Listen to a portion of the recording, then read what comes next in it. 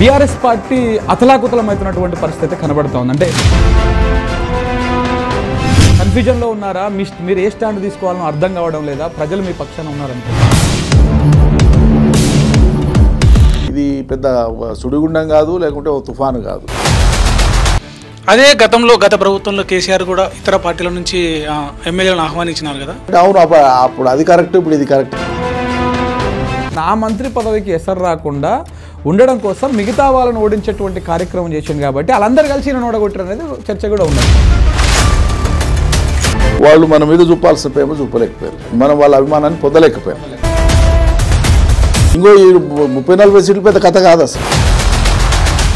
మీరు రాసి పెట్టుకోండి, ఈరోజు మీ స్టూడియోలో నేను మాట్లాడుతున్నా.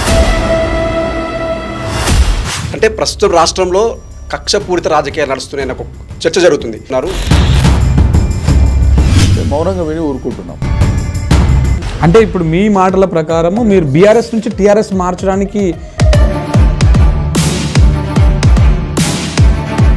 వాళ్ళు గురు శిష్యుల కిరీటం కొంచెం పెద్దదే పెడుతున్నాం కదా.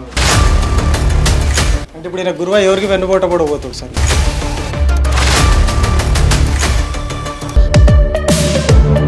ఒకటి అవగాహన లేదు, రెండు అల్పత్వం.